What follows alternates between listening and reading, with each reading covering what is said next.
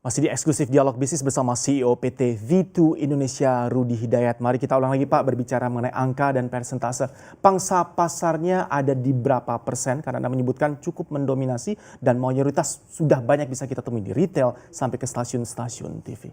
Iya, kita lumayan mendominasi dalam angka mungkin 25-30% gitu ya, terutama di market misalnya ya tadi stasiun TV ya hampir majority, terus juga untuk retail. Jadi shopping mall di Jakarta boleh dibilang mungkin ya 10-12 shopping mall terbesar di Jakarta lah gitu ya, semuanya menggunakan teknologi dari kita LED-nya. Lalu house of worship, jadi hampir 70-80 gereja besar itu juga kita mendominasi di marketnya di sana gitu. Baik, ini proyeksi Anda tren-tren ke depannya akan seperti apa? Karena sudah pegang 25 hingga 30% di pasar. Apakah ini masih terpusat di ibu kota Jakarta dan kota satelit atau juga sudah mulai merata di mana kita bisa menemukan V2 Indonesia ini? Ya, Jakarta dan Surabaya sebenarnya yang jadi majority. Jakarta, Surabaya, betul. major, Ya. Dan target kita memang ada Bandung, lalu mungkin nanti beberapa daerah ya, terutama nanti ibu kota mau pindah gitu ya. Jadi ini menjadi targetnya kita juga karena kami mempunyai pangsa pasar di government cukup lumayan besar gitu di kementerian-kementerian, ya di Istana Presiden, kepolisian itu juga menjadi marketnya kami gitu ya.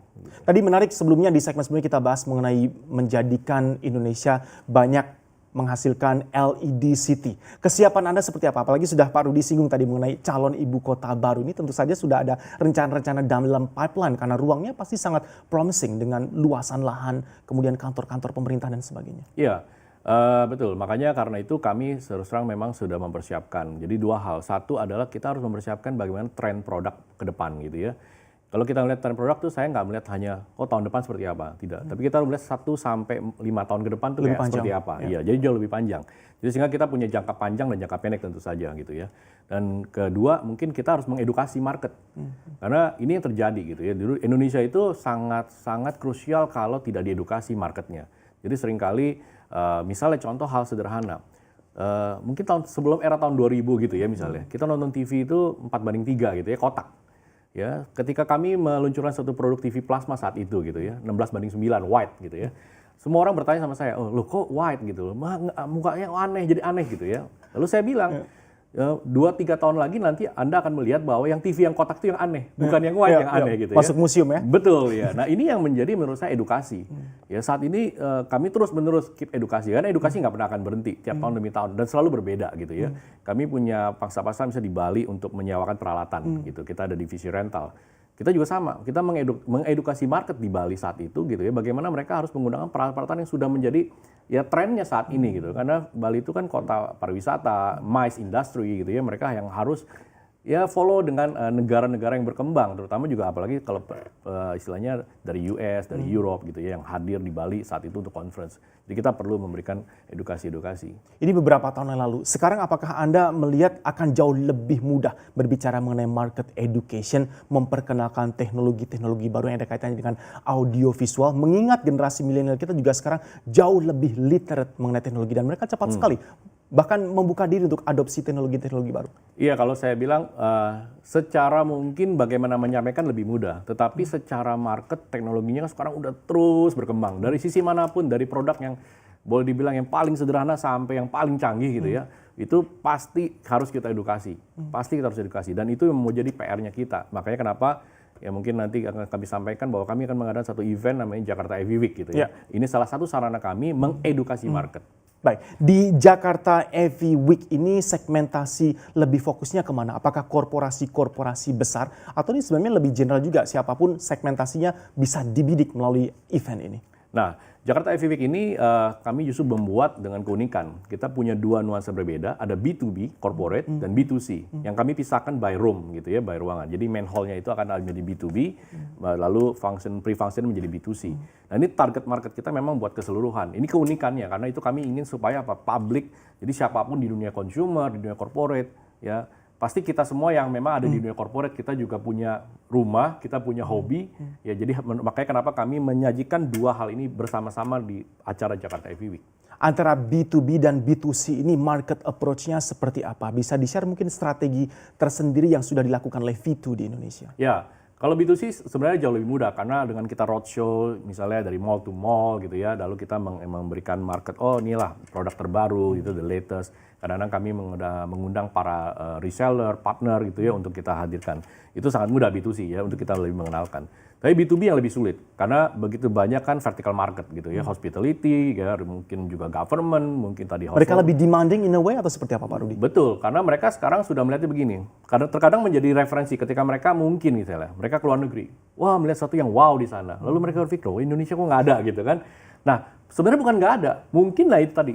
Kitanya yang belum mengedukasi market bahwa di Indonesia itu ada sebenarnya teknologinya. Jadi ketika kami tahun 2014 gitu ya, kami menyajikan teknologi hologram. Kita buat di Jakarta dan Surabaya. Saat itu pun di Surabaya, wow, oh ada ya sekarang ya gitu. Kami berpikir mereka hanya ada di luar negeri, tapi ternyata ada di Indonesia. Nah inilah makanya kenapa fungsi edukasi B2B itu yang agak sedikit harus benar-benar ya targetnya dengan benar gitu ya. Kalau nggak nanti kita nggak akan capai gitu. Baik, ini posisinya Indonesia ini di mana sebenarnya augmented reality juga sebenarnya sudah diterima cukup menjadi new trend, tapi perjalanannya sepertinya tidak secepat negara-negara lain. Anda dari Vitu Indonesia melihat Indonesia itu di mana sih posisinya Pak? Kaitannya dengan audio visual industri dan penerimaan market? Ya, dulu mungkin kalau Indonesia itu berpikir begini, mungkin para misalnya consumer gitu ya. Lihat Singapura lah gitu ya, mungkin Singapura jauh lebih canggih gitu kan. Tapi kalau saya lihat sebenarnya 5-6 tahun sekarang ini gitu ya, terakhir ini, menurut saya Indonesia itu jauh sekarang udah mulai melangkahnya lebih cepat gitu ya. Bahkan kadang-kadang mungkin di kita lebih duluan gitu ya. Nah, contoh Jakarta EV Week nanti nih, saya balik lagi. Kami akan meluncurkan beberapa produk-produk baru, teknologi baru, yang negara lain justru belum. Ya. Sneak preview Pak untuk kita, produk mana yang diunggulkan yang bisa kita nantikan di event ini? Oke, jadi contoh misalnya kita ada satu produk dari Caliber namanya. Ini produk dari UK Pak ya. Jadi dia menggunakan teknologi 4-in-1 LED yang benar-benar dikemas LED-nya lebar 3 meter tapi tebalnya hanya 3 cm. Saya sedang membayangkan ini Pak. Nah, jadi ukurannya 130 in tapi hanya 3 cm. Tiny. Ya. Jadi sangat tipis kan gitu. Nah ini yang kami akan luncurkan nanti di acara Jakarta EV Week. Dan negara lain belum pernah. Ini pertama kali, bahkan mungkin yang saya dengar baru mungkin Southeast Asia ini baru Indonesia pertama kali. Jadi makanya balik lagi kalau tadi kita compare dengan negara-negara yang lain gitu ya, Indonesia ini sekarang ini menurut saya akan jauh-jauh lebih maju di depan ketimbang negara-negara lain. Gitu. Di balik confidence Vitu Indonesia memperkenalkan produk yang sama sekali mungkin masih baru bahkan di Southeast Asia. Ya, kami sangat confident karena terus terang Indonesia itu market yang memang haus akan teknologi, tetap sekali lagi gitu ya. Terutama banyak sekarang corporate maupun government yang mereka sangat sudah future gitu ya, jadi future minded. Jadi menurut saya ini menjadi PR-nya kita bagaimana memberitahu kepada market bahwa Indonesia available gitu sudah gitu. Ya. Secara nature apa yang sebenarnya market Indonesia inginkan? Lepas dari masalah ada breakthrough, terobosan, inovasi, produk tercanggih, tapi kalau ternyata tidak ada market acceptance kan juga sama saja tidak bisa memberikan return bagi bisnis. Anda melihat secara general apa sih Pak market yang tengah butuhkan dari produk audio visual di Indonesia? Iya, jadi kebutuhan segini, setiap industri apapun mereka butuh presentasi, betul ya. Jadi orang banking, orang insurance, orang stasiun TV, apapun lah gitu ya segmennya, orang pemerintahan pun mereka butuh presentasi. Dan menurut saya kebutuhan sekarang teknologi presentasi ini lagi berkembang. Dulu kita mau conference call misalnya, sangat susah, kita mesti butuhkan peralatan yang sangat mahal, susah sekali gitu ya. Tapi sekarang kan eranya sudah menggunakan iPad, laptop gitu ya. Kita menggunakan ada kamera yang sudah ada terbundling, banyak software yang sudah berkeliaran di situ gitu ya, memudahkan kan gitu kan.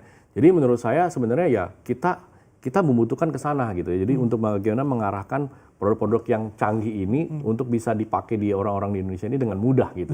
Baik, mari kita bicarakan networking juga untuk membangun skema kerjasama sehingga pasarnya juga bisa lebih dijangkau dan dipegang dalam tanda kutip. Seperti apa networking yang sudah dibangun oleh V2 Indonesia bersama dengan klien-klien dan mungkin partner strategis mungkin? Betul.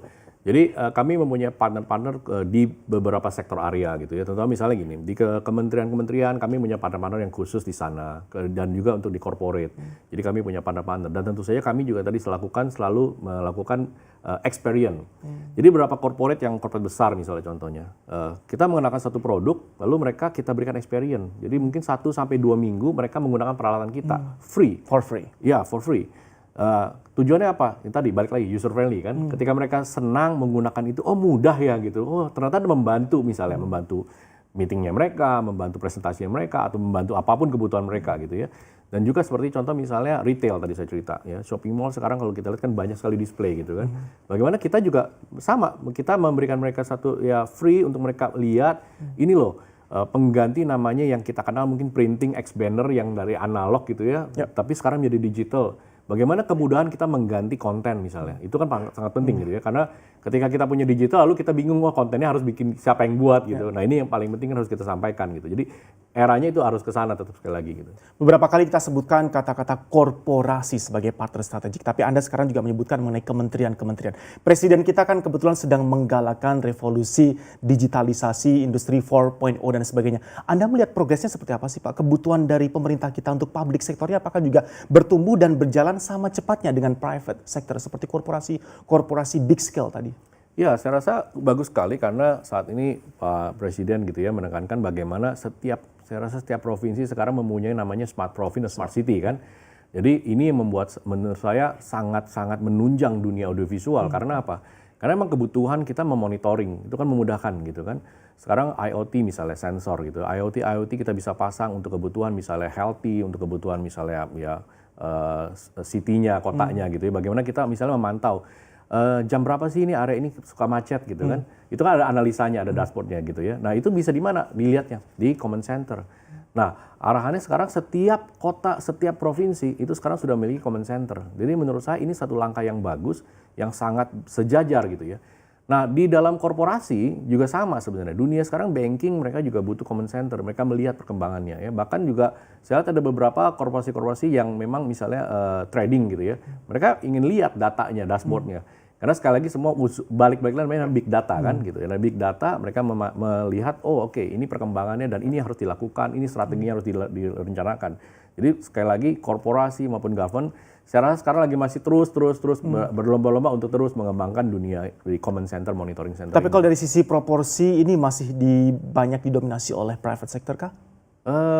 Iya, secara ini private sector memang lumayan besar gitu ya, karena mereka. Tapi menurut saya pemerintah sekarang juga sudah lumayan kalau kita lihat ya, kota-kota besar mereka sudah menyadari ini dan sekarang mungkin era dari 34 provinsi mungkin masih sekitar memang 20-an provinsi gitu ya yang masih perlu terus dibenahi untuk mereka ya diedukasi karena kadang-kadang menjadi salah kaprah ketika ngomong smart city ingatnya cuma CCTV kamera di jalanan gitu ya lalu ditayangin di dalam ruang monitoring center sebenarnya bukan itu atau taman pintar seperti di Jogja ya lebih betul, dari itu ya betul jadi harus lebih dari itu bagaimana harus yang tadi saya bilang big data yang dihasilkan gitu ya dashboard yang dihasilkan makanya kenapa misalnya saya ambil contoh di negara misalnya China Korea gitu ya sampai mereka memonitor truk pembuangan sampah, jalannya kemana saja gitu ya, lalu mana yang belum mungkin belum tercakup gitu ya. Jadi mereka sampai bisa memonitoring gitu. Semuanya bisa di-trace ya? Semua bisa di-trace gitu ya. Mereka bisa trace misalnya kondisi misalnya hujan, banjir. Bagaimana IoT sensornya itu ada di setiap area gitu. Sehingga ketika baru saja mungkin air itu naik cuma mungkin 3 cm gitu ya. Mereka sudah bisa menganalisa. Harus seperti apa tindakannya? Inilah sebenarnya dunia audiovisual yang harus membantu ke sana arahnya. Long way to go kah menurut kalkulasi dari Anda bagi Indonesia untuk bisa keeping up with the teknologi seperti negara-negara yang Anda sebutkan tadi? Ya, sejauh maksudnya kalau negara kita ini stabilitas politik ekonominya ya lancar-lancar itu aja. saja kuncinya sebenarnya. Aman-aman saja ya saya rasa harusnya kita akan lebih cepat menurut saya gitu. Untuk V2 Indonesia ini sendiri teknologi-teknologi yang dihadirkan dan ditawarkan ke market Indonesia adopsinya otomatis dan juga asalnya dari mana sih Pak negara-negara menjadi kiblat atau mungkin asal dari V2 Indonesia ini teknologi yang diberikan dan juga services? Iya, jadi seperti tadi saya cerita bahwa kita pegang produk Orion dari Korea gitu. Korea. Ini seamless teknologi pertama di dunia. Jadi mereka yang punya pelopor namanya sebuah TV yang tidak ada bezel yang tebal gitu ya. Jadi kalau mungkin dulu saya rasa beberapa stasiun TV menggunakan, tapi sekarang lama-kelamaan udah mulai mengurangi. Tapi teknologi ini tetap masih berkembang karena terus dipergunakan gitu. Karena bahkan sekarang bezel sudah mencapai 0,88 mili. Jadi artinya garis satu TV ke TV lain itu sangat tipis ya. Kedua tadi saya cerita juga mengenai dari Lighthouse misalnya, dari US gitu. Korea, ya, US, oke. Dari Amerika. Nah mereka juga bagaimana mengeluarkan teknologi yang sangat adopt dengan market gitu ya, mengeluarkan produk yang sangat tipis, yang sangat slim, yang sangat mudah dipasang, yang sangat mudah di movable, pindah kemana-mana gitu, portability-nya gitu. Jadi ini yang memang kita lakukan gitu, memang untuk kita mengimport produk-produk yang memang sangat-sangat benar-benar digunakan di market. Kami mencoba membawa produk-produk yang memang needs gitu ya. Jadi makanya tadi needs dalam arti bukan needs karena mahal aja, tapi needs yang memang benar-benar segmentednya tuh jelas gitu dan memang benar-benar itu sangat bisa membantu tren ke depannya gitu loh. Jadi seperti tadi Kaliber dari UK juga sama, kami membawa produk ini untuk membuat bagaimana ruang-ruang meeting nanti itu ke depannya sudah sangat canggih, easy going, presentasi tanpa kabel gitu ya, lalu semua bisa segala macam bisa kita lakukan gitu dalam dunia itu gitu. Korea Selatan, UK dan juga US. Kalau boleh kita singgung, kita relatekan dengan isu yang berkembang akhir-akhir ini di pemberitaan CNBC mengenai global economy growth yang diproyeksi akan melambat dan juga potensi resesi, apalagi datangnya dari Amerika Serikat. Dari bisnis audiovisual ini, apakah Anda sudah mulai merasakan impact atau imbasnya atau tidak terpengaruh karena ada beberapa shield atau perisai yang bisa dibangun oleh industri ini lepas dari seperti apa kondisi perekonomian global saat ini? Ya, memang terus terang memang pasti ada impact yang luar biasa ya. Dan sudah terasakah? Sudah terasa pasti betul. Makanya tetapi saya selalu bilang show must go on gitu ya. Apapun yang terjadi ya kita harus lakukan sesuatu. Di masa krisis pun ya pasti kita harus lakukan sesuatu gitu. Pasti selalu ambil yang positifnya. Tapi paling tidak memang begitu banyak variasi produk dari China, dari Taiwan, dari Korea, dari Jepang, US, Eropa gitu ya. Masing-masing saya rasa tetap akan mengisi gitu. Nah ini bagaimana kita pintar-pintarnya melakukan strategi market lah gitu ya untuk mengisi itu. Tapi tetap impact perlambatan itu terjadi. Tapi bagaimana kita mensiasati ya supaya kita tetap growing lah gitu ya. Paling tidak kita harus sustain di sana gitu.